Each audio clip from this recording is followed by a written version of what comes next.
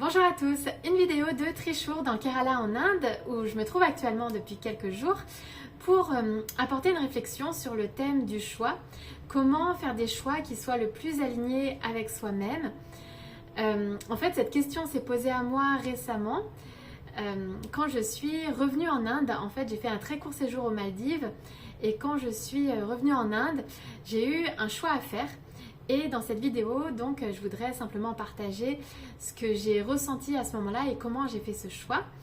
En réalité, il n'y a pas de bon ou de mauvais choix, puisque quand on fait un choix à un moment donné, on fait forcément le choix qui nous paraît le plus approprié pour soi, en fonction de ce qu'on ressent dans le moment et puis en fonction des éléments qu'on a à disposition. Et donc finalement, si on fait ce choix-là, c'était le bon choix pour nous, c'était notre chemin et on devait certainement vivre les expériences qui découlent en fait de ce choix-là. Mais c'est vrai qu'on peut quand même se poser la question, quand on a plusieurs possibilités devant nous, plusieurs choix, comment je me décide et comment je fais ce choix, pourquoi je vais faire ce choix plutôt qu'un autre. Voilà. Pourquoi prendre cette décision plutôt qu'une autre. Et donc je crois qu'il est important avant de faire un choix de prendre un temps de réflexion, un temps de recul pour sentir ce qui se passe en nous par rapport à chacun des choix. Donc prendre le choix 1, voir comment je me sens par rapport à ce choix. Pareil pour le choix 2, le choix 3, voilà, selon les possibilités qui se présentent à nous.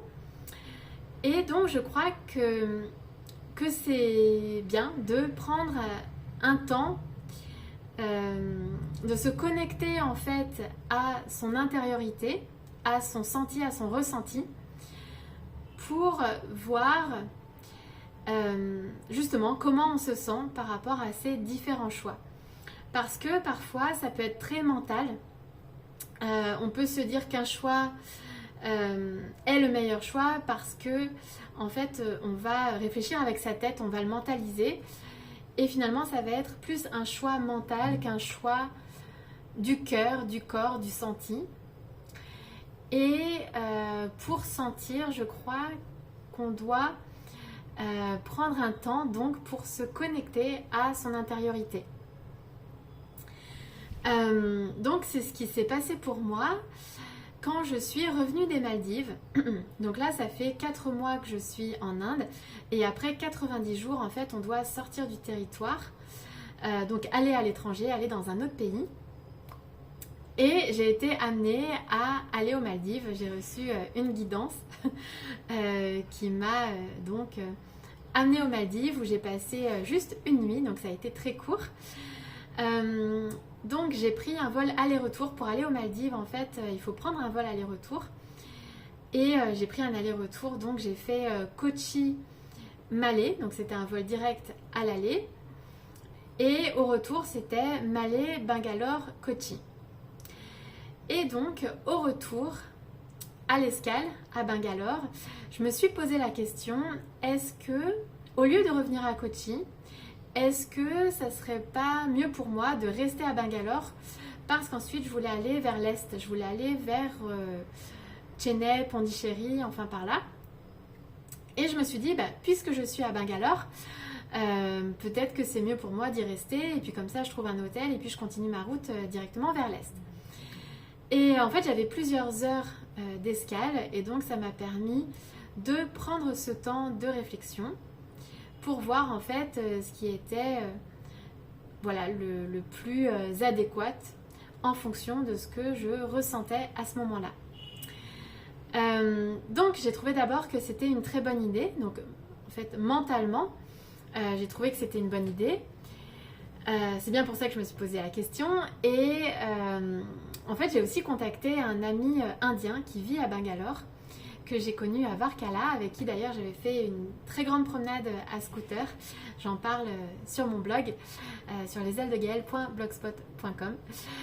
Et donc il est à Bangalore et je l'ai contacté. Et je lui ai demandé comment, ce qu'il y avait à voir à Bangalore comment lui il voyait les choses. Enfin, plutôt pour savoir en fait ce que je pouvais faire à Bangalore en fait. Et il m'a dit qu'il n'y avait pas grand chose à voir, à faire. Enfin, c'est une ville où apparemment on travaille beaucoup. Et voilà, il m'a donné en fait sa vision des choses par rapport à Bangalore. Et c'est vrai que ça peut aider aussi de contacter des personnes, alors non pas pour se baser sur leur opinion, parce que je pense qu'il faut rester centré sur son ressenti à soi, mais peut-être simplement pour avoir des éléments en fait de réflexion qui peuvent en fait nourrir notre propre réflexion. Donc j'ai parlé à cet ami et puis en même temps je cherchais des hôtels à Bangalore, donc autour de l'aéroport et puis vers le centre-ville. Et puis au fur et à mesure donc du temps, j'ai senti que c'était quand même assez compliqué, que ça devenait un peu difficile, qu'il n'y a rien finalement qui me correspondait à Bangalore, qu'il n'y avait pas d'hôtel en fait qui répondait à mes attentes à ce moment-là.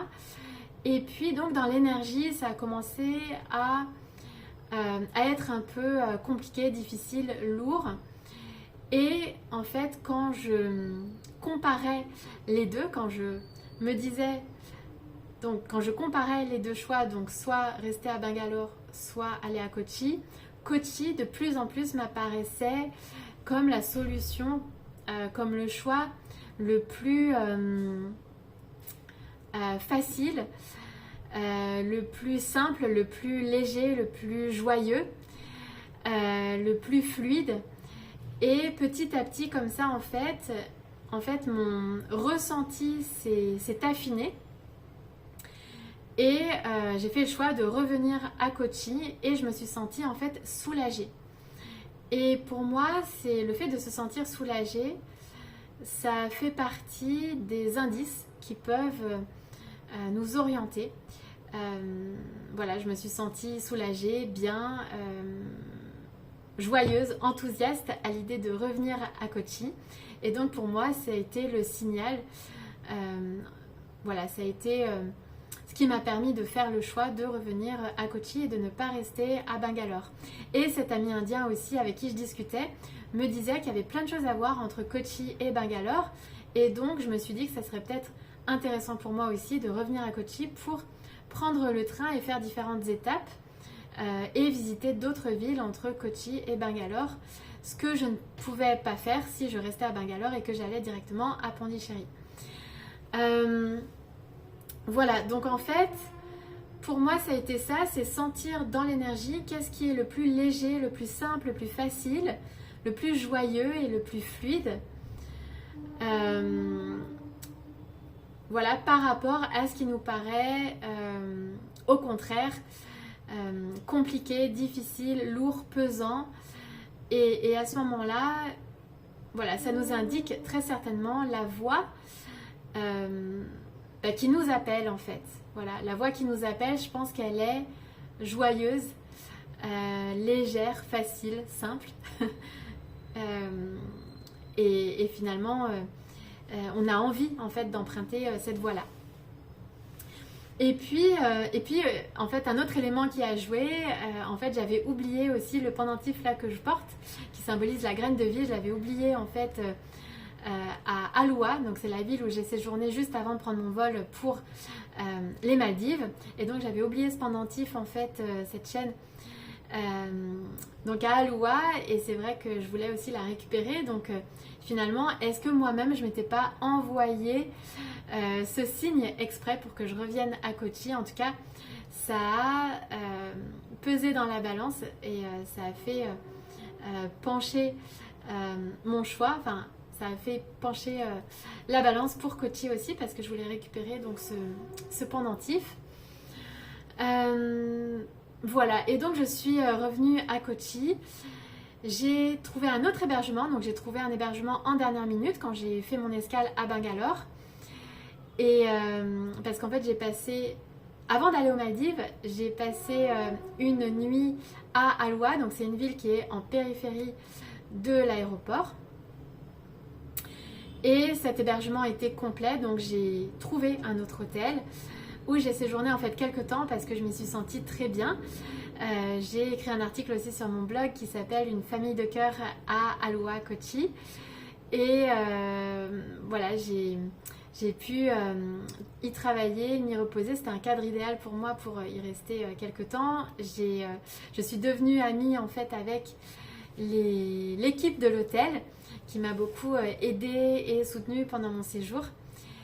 Et voilà, et donc ça s'est fait comme ça, de manière très fluide, et c'est le choix que j'ai fait en fonction donc du ressenti que j'ai eu quand j'étais à l'aéroport pendant cette escale à Bangalore. Voilà les quelques éléments de réflexion là-dessus. Encore une fois, il n'y a pas de bon et de mauvais choix, donc chaque choix amène certaines expériences, et si on vit ces expériences-là, c'est qu'on devait les vivre pour expérimenter certaines choses, donc pour apprendre et intégrer certaines choses, et que c'était notre chemin. Voilà, donc je vous dis à très vite pour de prochains partages, et puis je serais ravie d'avoir votre avis aussi dans les commentaires. Comment faites-vous pour faire des choix? Est-ce que ça vous parle? Est-ce que vous faites comme ça aussi? Est-ce que vous avez peut-être certaines techniques par rapport à ça? Je vous dis à très vite.